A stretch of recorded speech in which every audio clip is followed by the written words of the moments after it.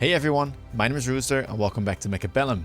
In today's video, I want to highlight the Wasp, specifically when paired with the improved Wasp card.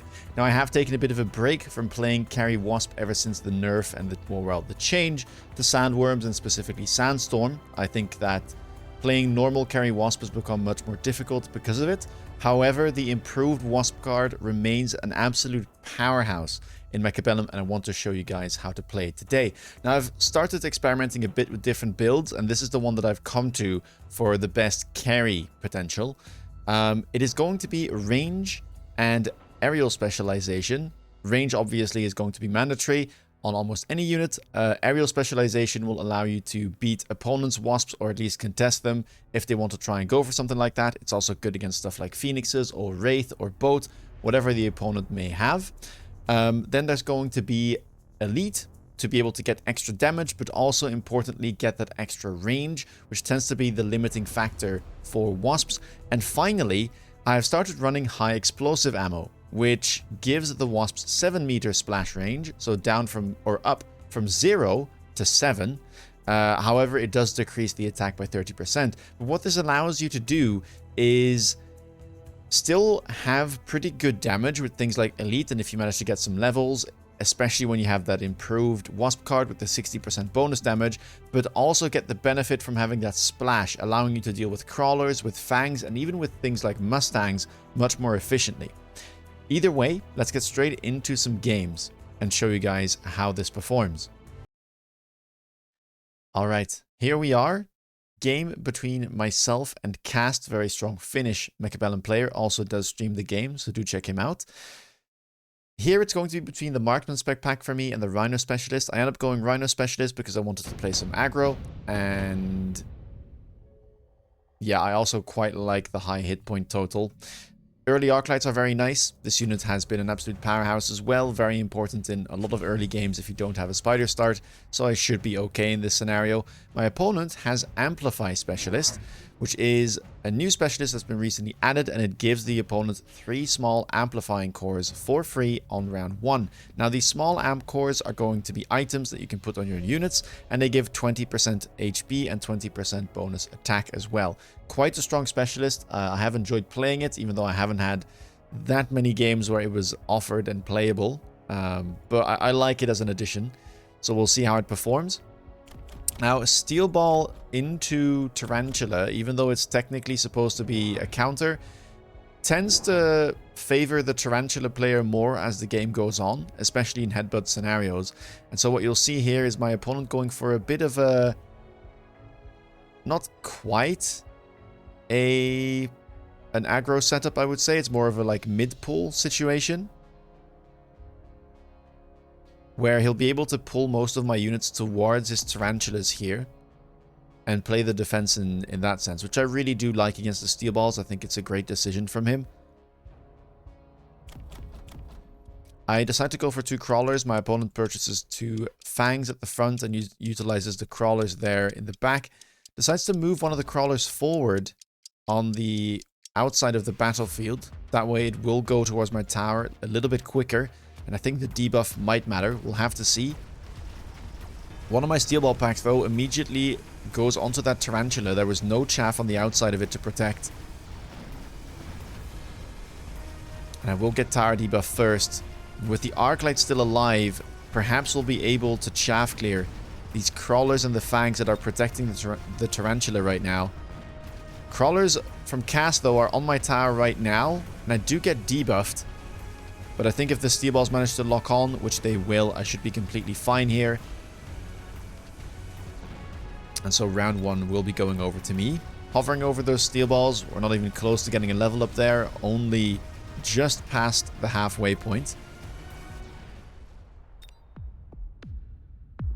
And so round 1 goes to me. Keep in mind, Cast doesn't have that many hit points, already down to 3,500. Round 2, we get 3 units to choose from.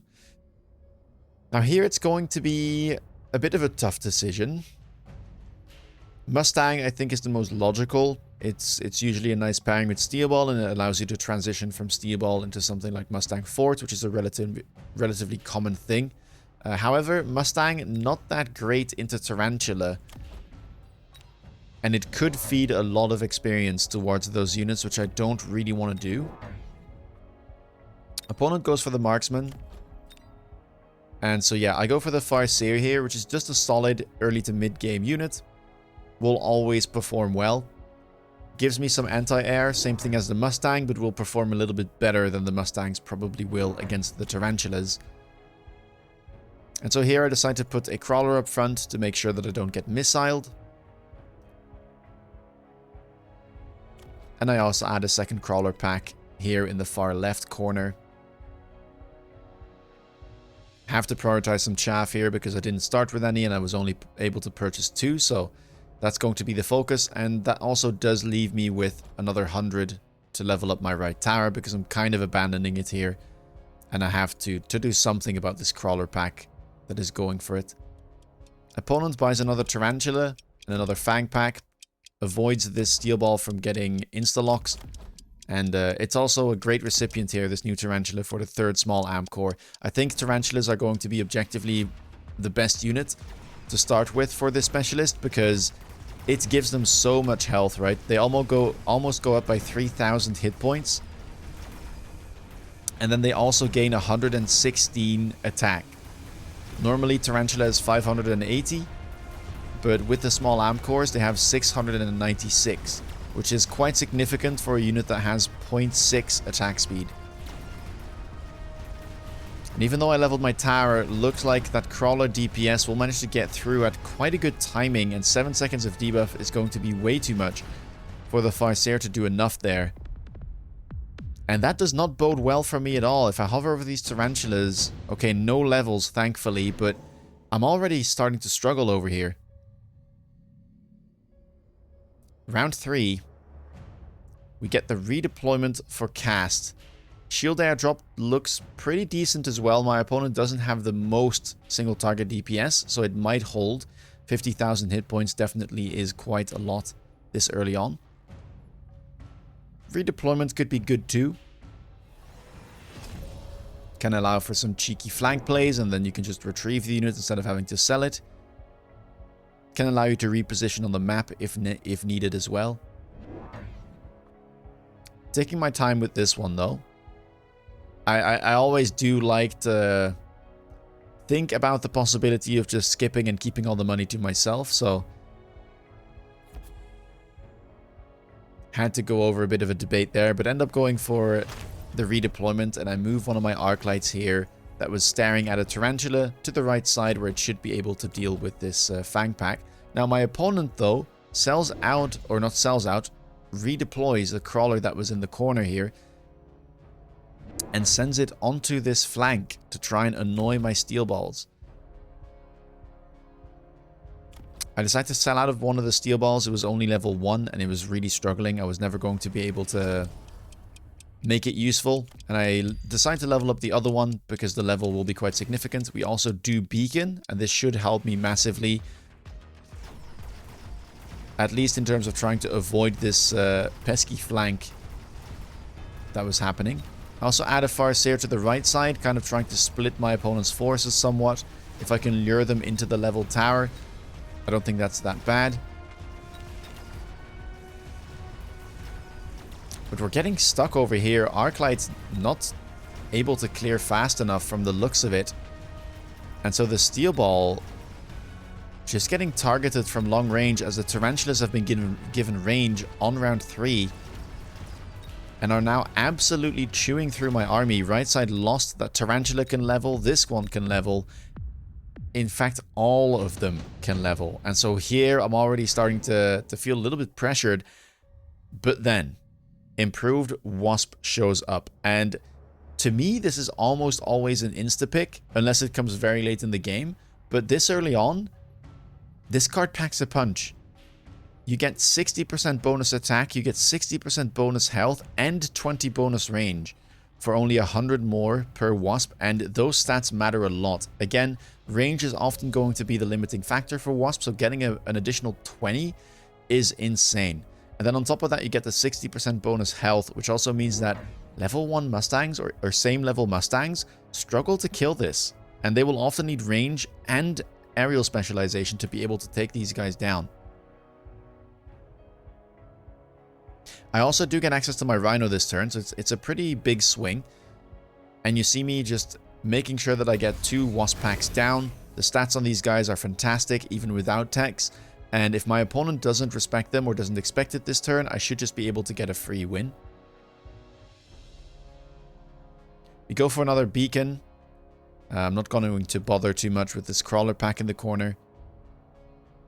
And I'm trying to get in here and just provide some sort of front line, hoping that maybe the Rhino would lock onto the Tarantula. But we'll have to see how this goes. No redeployment being used. I didn't really feel like there was anything I could do. More Tarantulas being added though, and yeah, it's just going to be chaff, so no units that are particularly good against Wasp, let alone the improved version of them. Sadly, the middle marksman also locks onto my Rhino and it gets instantly deleted from the map. I was hoping that it would lock onto the crawlers in the middle, but it wasn't meant to be. And so because of that, it looks like the marksman will be able to get rid of those 12 Wasps on the right side. Left side does look good though. This time around we didn't get stuck as much.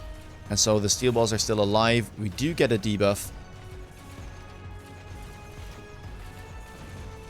Beacon is a bit too long there on my behalf, so that's definitely a mistake. But hopefully the Wasp will be able to do something. They are flashing gold, so managing to get a level there by killing a level 2 Tarantula.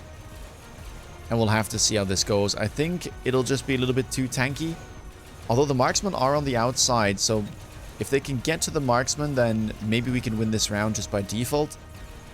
But if the tower falls, then I think it won't be possible. And yeah, with another 9 seconds of debuff, we can speed this up. My Wasps will end up dying here. And yeah, level 2 Tarantula there, just so tanky. But we are managing to take it out, so we save ourselves 200 hit points at least. And I am already down to 2.6k, so we need to really start turning this. Round 5 Missile Strike shows up. I have to try and play around this as much as I can. But my opponent goes for Portable Shield instead, valuing the item over the power of that Missile Strike to try and kill the Wasps. I pick it up to try and deal with the Missile Strike that I was expecting and put it onto my leveled Wasps there. This Missile Strike looked real good, so a bit surprised that he went for this item, but it is quite strong. Decides to buy a steel ball there in front of the Rhino, which I find quite surprising considering that I do have redeployment and how easily my opponent managed to take out the Rhino last turn. I don't think this was necessary, and yeah. Probably my opponent respecting that level 2 Rhino a bit too much. I just sell it because I saw it die instantly, and I want the money here to be able to afford double techs on my Wasp. We go from unteched improved Wasp to range and HE being teched on the same turn. Reason I go HE here is because my opponent does have quite a bit of chaff. You can see all the crawlers in the back. You can see the fangs here in the front. HE will simply allow us to get in a bit quicker and lock onto the important targets. And because of improved Wasp, my damage is still going to be better than that of regular Wasps, even with the HE being tagged. Opponent going for a cheeky oil there though, and that looks rough considering the beacon. Like, this is going to take ages for the steel balls to get through. Luckily for me though, opponent is still very much disrespecting these Wasps, and I think that is a big mistake. Ignore these for too long and they will become an unstoppable force. Like, look at how quickly they are killing those steel balls. And look at how quickly they're killing chaff as well. The HE just doing fantastically there. And while this is happening on the right side, I've got a couple Wasps still alive over there. The left side, those blue Wasps get into tower, taking it down. That's 9 seconds of debuff. And look at how quickly these big Tarantulas are melting. Even though these are HE level 1 Wasps.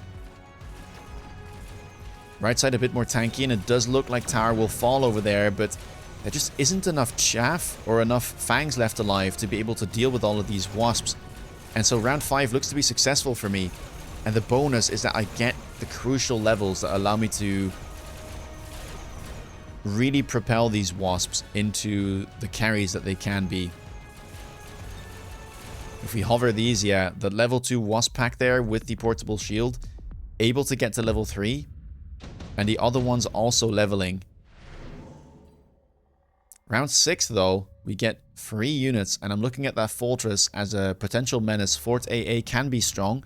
Now, against Improved Wasp, not necessarily the best. Improved Wasps can get to a point where they're so tanky because of levels and the bonus HP that they do survive a volley, but still, I think here it is a very strong pick, also quite hard to kill for me.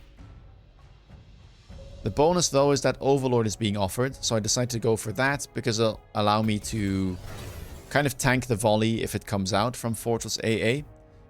And I talked to Cast after this game, and so he was thinking that about the exact same thing. He did consider going Fortress AA, but he thought about the potential for the Overlord just tanking the whole salvo and it just not mattering at all.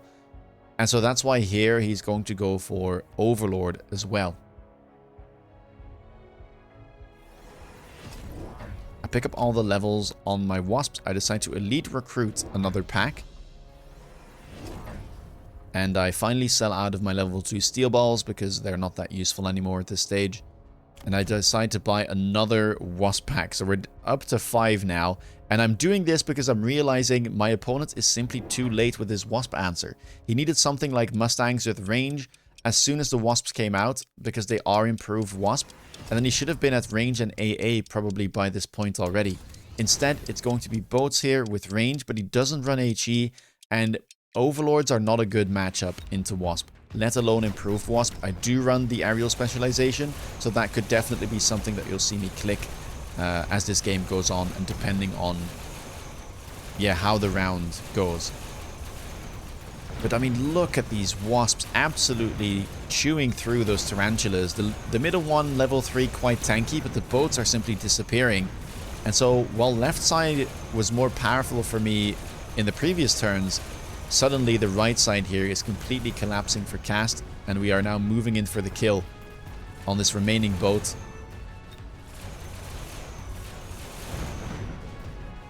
And this is looking very good for me. And of course, I'm happy to see that there's no Fortress AA. And this means that I'll be able to sell my Overlord here for even more resources that I can then spend into the Wasps. Orbital Javelin available. I immediately pick it up because there's a bunch of good targets. There's boats, there's Tarantulas for me to hit. Other stuff not that impressive. My opponent skips. And yeah, at this point, I think it's almost game. I think I should be able to just simply close this out. The Wasps are way too far ahead at this point to be able to contest it by anything. And so you'll see me sell the Overlord, level the Wasps. And with such a good spell available to me here,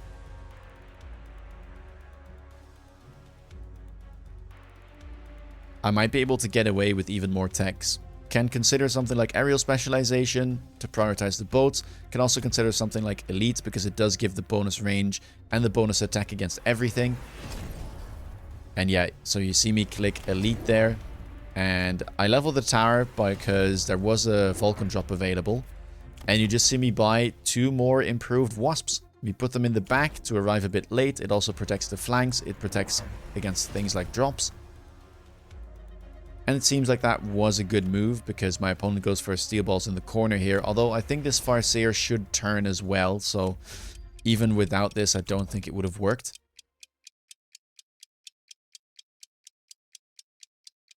And yeah, Javelin going for a Tarantula and a boat there. I was playing it safe because I thought that this was the most valuable thing to hit. So he might try and beacon or like sell something there. He also did have the redeployment, but no such thing. Either way, I think this matchup is just hard winning for me, so it's not that big of a concern. And you can just see the Wasps melting everything. They've come to a point now where, because of HE, they're able to deal with chaff, which is usually their main issue. And they have plenty of damage to still be able to kill the big targets as well. And I get a bit fortunate here as Javelin shows up yet again. Orbital Bombardment, though, could be a big problem for the Wasps. We'll have to see, but I do have a lot of them. And even if he gets rid of, like, one side, I don't think he can realistically deal with the other side. Obviously, I pick up the orbital jab as well. The flank was unsuccessful last turn. My opponent sells out of the steel balls, retrieves the portable shield. I get all the levels I can on these wasps because even if they do happen to die to the orbital, I don't want to miss out on experience on them. This time around, because I saw that my opponent didn't move or do anything about the Overlord in the middle, I decided to target the more valuable targets in the middle there. Going for the level 2 Overlord, going for that level 3 Tarantula. Opponent goes for HE on the Tarantulas and double techs, or well, gets the second tech on the Overlords, with Launcher Overload now available as well. I decided to redeploy one of my Wasps onto the flank there because I saw it was open. And it'll also allow me to at least have one Wasp pack that avoids an orbital.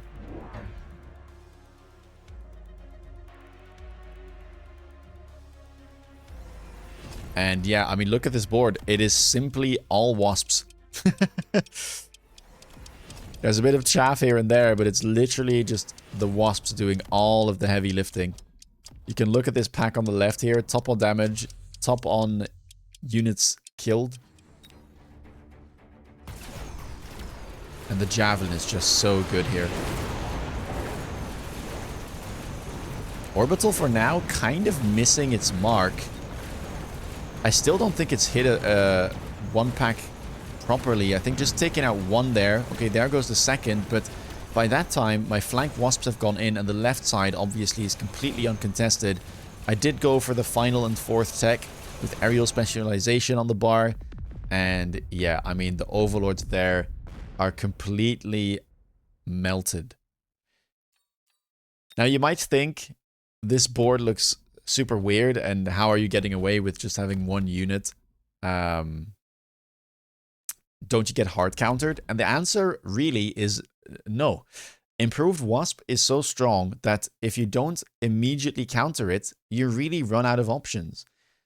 Wasp doesn't have a counter in the air. Right? There are no air units that will beat Wasp in the long run, especially with these type of techs. You simply cannot contest. That means that your only available option really is going to be Mustang, but Mustang is not going to be able to compete with Mustang or with Wasps that are of this high level at this stage of the game. You simply won't be able to buy enough Mustangs to be able to contest the, well, what is it? 1, 2, 3, 4, 5, 6, the 7 packs of improved Wasps. And keep in mind, they're also quite tanky, right? Because of these bonuses. So yeah, like, if you're not early with your answer to this, if your opponent doesn't respect you picking improved Wasp, then you can simply just do things like this, where you don't even need a frontline. Speaking of frontline, though, I'll show you a game now where I also get improved Wasp, and I play a more conventional Worm Wasp type of game. So, here we are. This was a tournament game in the Asia Weekend Tournament. Looking at my packs, Giant Spec looks the best, I would say. Spiders have remained very strong even after the nerfs to their techs. Aerial Spec and Fortified Spec are definitely playable as well, though, but it would probably suit a more long-range playstyle. My opponent goes for the Supply Spec here, with the Crawlers and the Sledges. I think this pack is quite weak, mainly because of how little hit points it gets. It probably should receive a bit of a buff. Now, Supply Spec is strong, so that's also part of why it's such low hit points, but I don't think a Tarantula Fang pack should have this many hit points. But it'll definitely help me and allow me to make some plays. Or at least greed a little bit and not have to worry too much about dying very early on in the battle. It's a good matchup for me either way. Sledge is a unit that Tarantula does very well into. My opponent here decides to go for 2 arc lights, which makes sense. Sledges are okay into chaff, but they start to struggle if there's more than 2 packs. And yeah, here I've got triple fang start. I add 2 crawlers. So I think this is a sensible move. It's a rough matchup either way. Instead of playing asymmetrical here, I'm deciding to play more symmetrical because I know that this is just a very, very good matchup for me. The Tarantulas are going to be more than enough here to be able to 1, tank the Sledges and the Arc Lights, and 2, be able to dispatch of those units.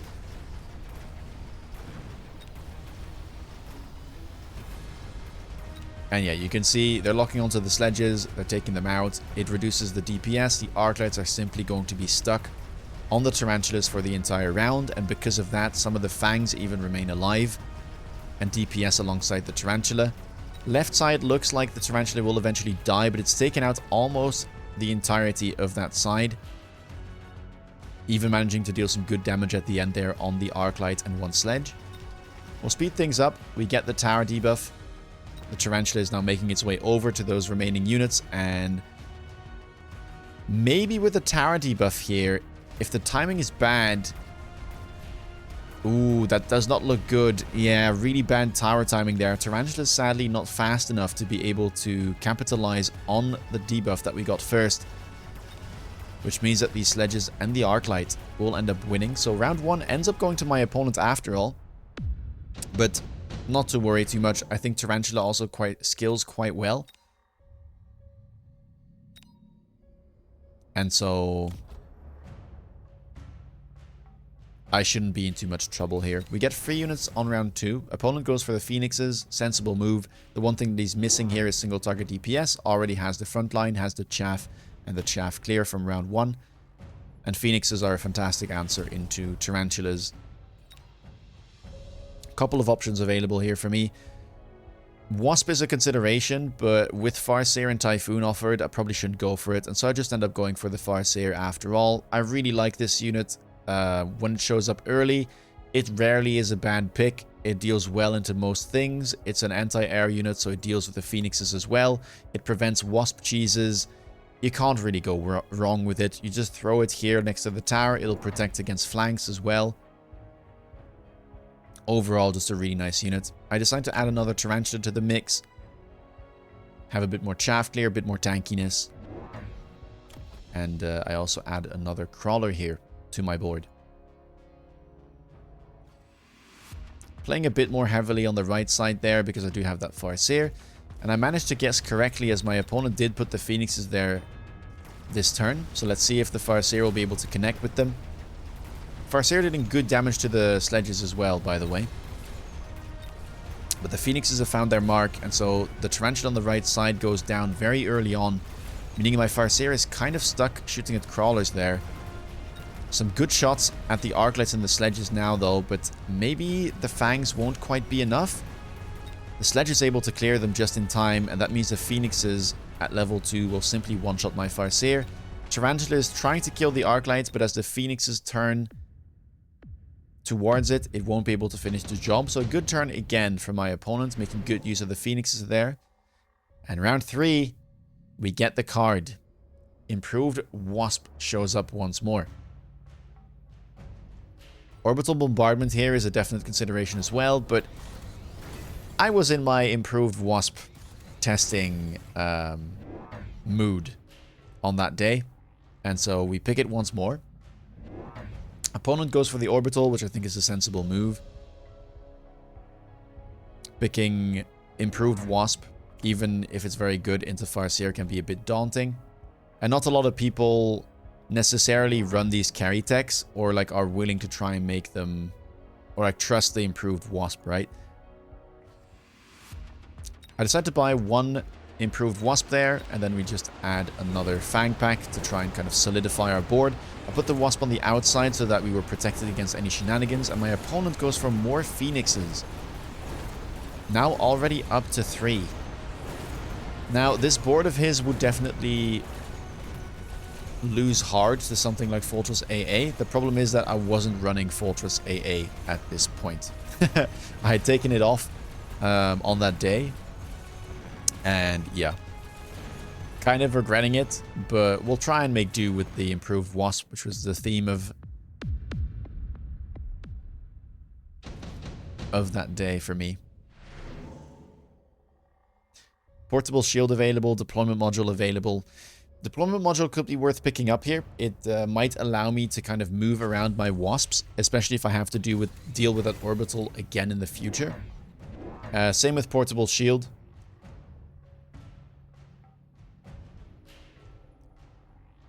And the round here will definitely be just getting more Wasps for me and getting the range on them. That is the bare minimum that I need.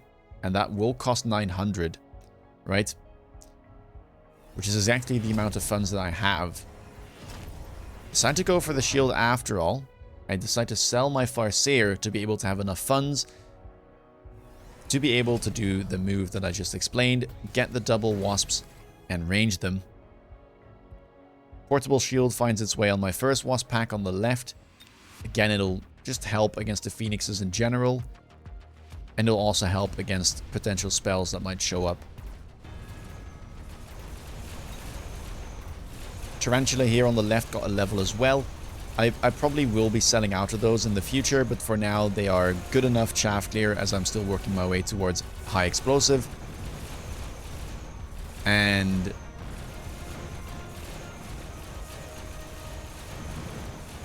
they provide some good front line.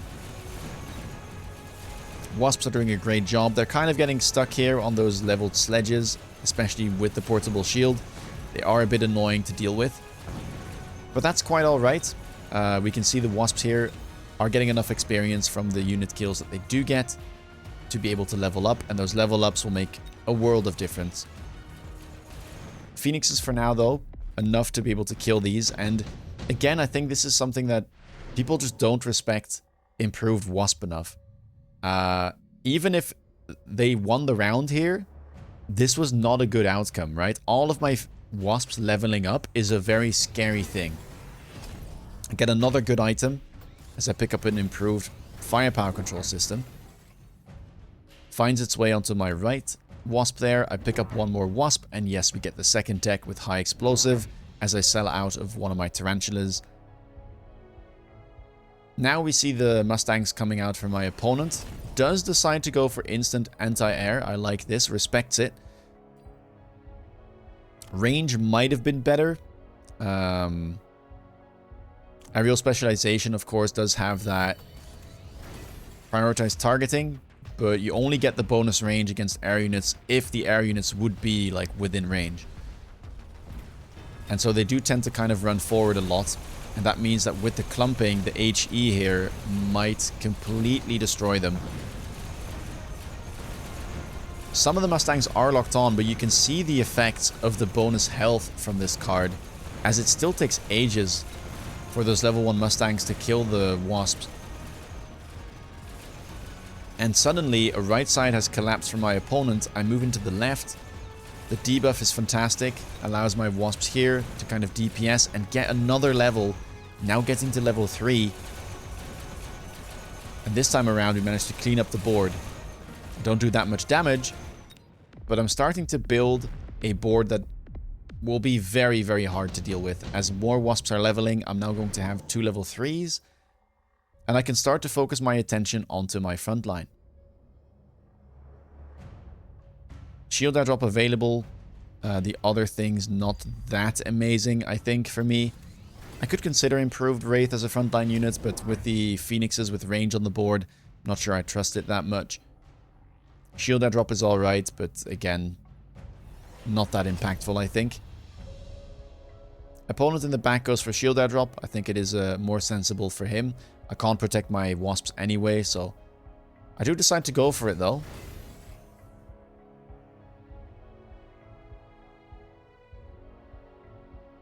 I'm guessing here that I thought it would just stall at least a little bit, and every bit of stalling would matter.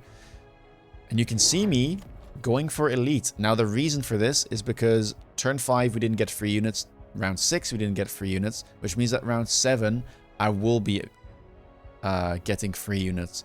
And I know that there's a high likelihood of something like Worm showing up.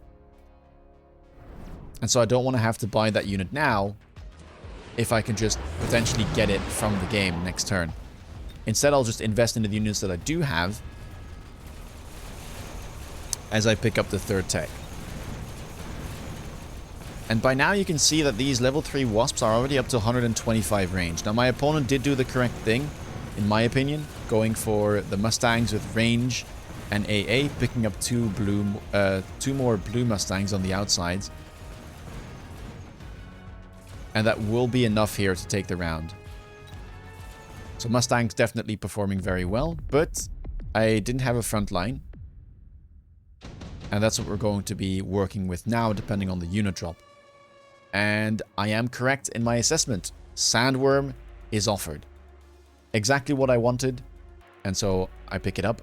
If it wasn't offered, I would simply pick whatever would be the most value and the easiest to sell. And then we'd get into sandworms anyway.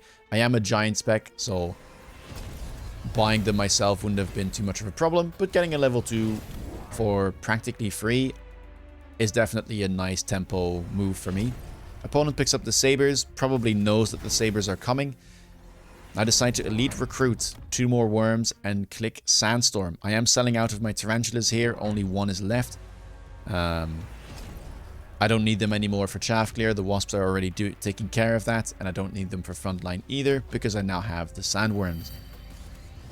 And this is a comp that you've probably seen me play a lot in the past when sandworm was a little bit different and it just came out. It's a comp that relies on sandstorm, which is a zone that reduces the range of ground units inside it by 50%.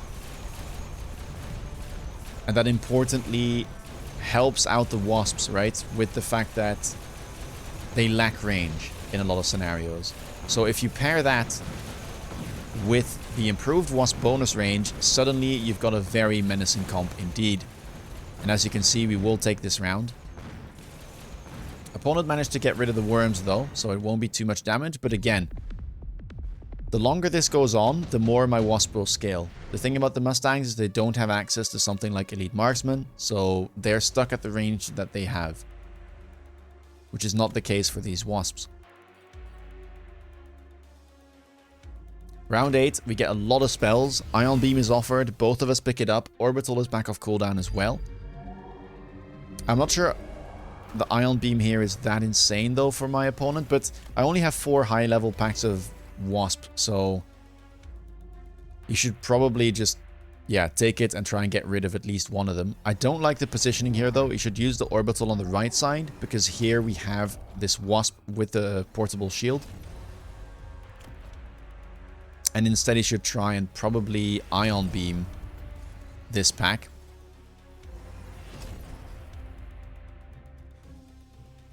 You can see me move one of my wasps here towards the outside. This is to try and avoid a potential orbital or spell. I'm not doing it on the left because again this wasp pack has the portable shield, so I thought it was a little bit more resilient to potentially getting hit by a spell. I buy another sandworm on the right side, we go symmetrical, and I buy more crawlers. Crawlers are very, very important in these type of comps because usually your opponent won't have that amazing chaff clear. As I say that, my opponent here actually does have quite decent chaff clear though. Has a bunch of Arclights with range, some of them leveled, and the leveled Mustangs are definitely no slouches themselves. Opponent adds steel balls to the mix, which do manage to get rid of 2 of my inside sandworms. But the right side is getting in just fine. And as we get debuff, we still have some crawlers to tank for these wasps as well. Let's see if my opponent manages to get to the tower. Debuff would be kind of bad for me. Do get debuff. Those ranged steel balls able to help out their team. But there's not that many Mustangs left, and these are level 4 wasps. The sandworm there was still alive, unburrows at a perfect timing, which means that even though we got debuff for 9 seconds, we're going to end up taking this round. And while again, it's very slow and I don't deal much damage, I survived a double spell round and I just get to scale even more. Another portable shield shows up, fantastic item, definitely should be picking that up. Can either throw it onto another wasp or can throw it onto a big sandworm. Speaking of which, one of them leveled up, so we now have level 3 sandworm on the board. And it's time for the second tech. I decided to go for armor enhancement here. It adds more tankiness, so it's just generally good against most of his units. And on top of it, it's got that armor effect, which is just very good against the Mustang. More steel balls being added for my opponents. Both of us have the portables or the shield airdrops available again. I don't think they're going to be that impactful here though. All the wasps get levels. We're now up to 2 level 5s with 150 range, including the tower bonus. And yeah, they're sitting at the same range as the Mustangs right now. Of course, the Mustangs also do have aerial specialization, so they do actually have a bit more, but the standard range is the exact same. And I even have money left to go for Mechanical Division here, which has recently been buffed and is exceptionally cheap. Spawns 4 larvae on the Sandworm Death, and those larvae also scale with the Sandworm level. They've got about 4k hit points, I believe, per level, so for this level 3, if it dies, that's 4 larves with 12,000 hit points each. And let's see how this goes. More crawlers were added this turn as well. You can see that I am building like these layers of chaff. And the thing about the sandworms is that they're very tanky, and so they will often taunt the opponent into shooting them. And because of that, you can see that the crawlers are getting in. Despite my opponent having quite good chaff clear with the arc lights, in theory, the arc lights are simply getting stuck on the sandworms, on the larves that you can see over here.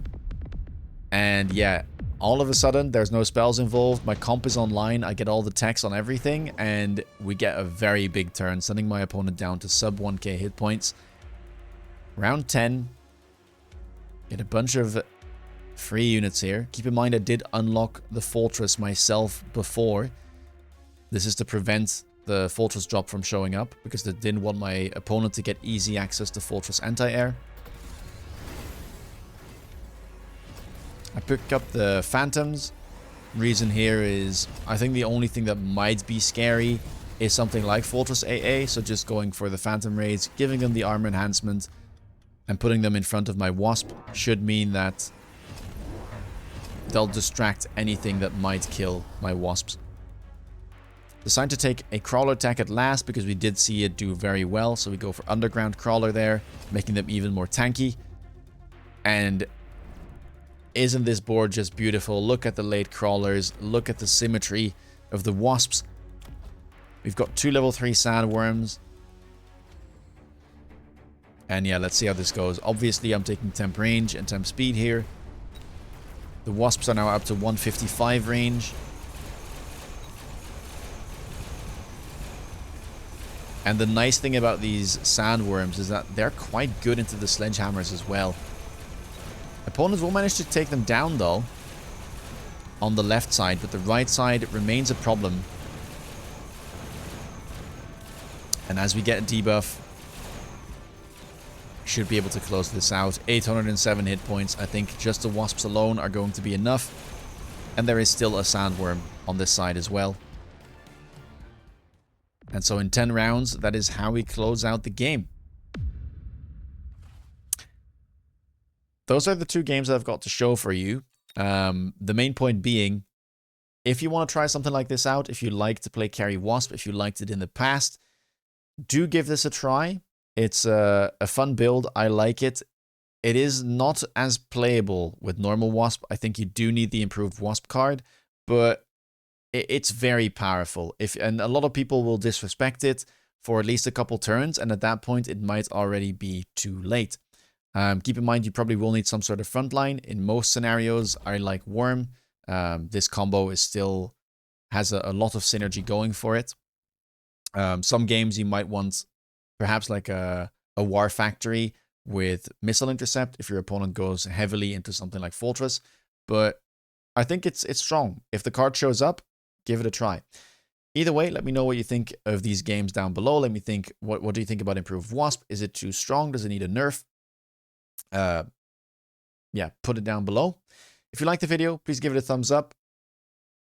Go follow me on Twitch if you want to see me play live. And with that being said, take care, guys, and see you in the next video. Bye-bye.